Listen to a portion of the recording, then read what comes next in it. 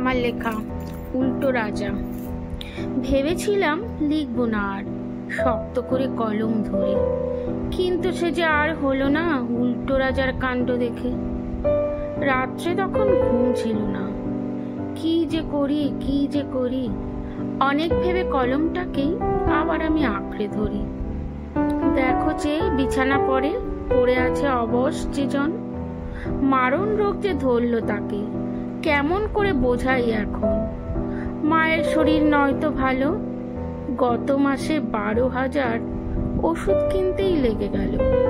ছেলেটাও কেবল ভোগে, পাল্টাতে হয় রক্ত তাকে। এসব কথা বলবো কত।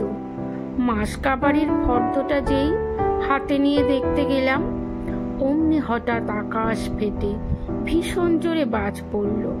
শুনতে পেলাম সবার মুখে, চাকরি গেল, চাকরি গেল। পাশের ঘরে বৃদ্ধা মায়ের কাশির শব্দ কানে এলো।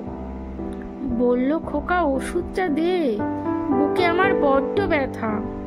শীতল রক্ত গড়িয়ে গেল, দুটো কানই বন্ধ হলো, যায় না শোনা মায়ের কথা। এইটুকু তো আয় রোজগার, সহায় সম্বল সবই তো এই। কালো ধোঁয়ায় ছায় যে আকাশ, ধোঁয়ার চাপে ভারী বাতাস। এক মুহূর্ত নীরব শুধু, তারপরে সব শেষ। স্থির হলো যে ওই দুটি চোখ, সকালবেলা জুটল যে লোক। গল্পটা নিঃশেষ, করতে হবে দাহ।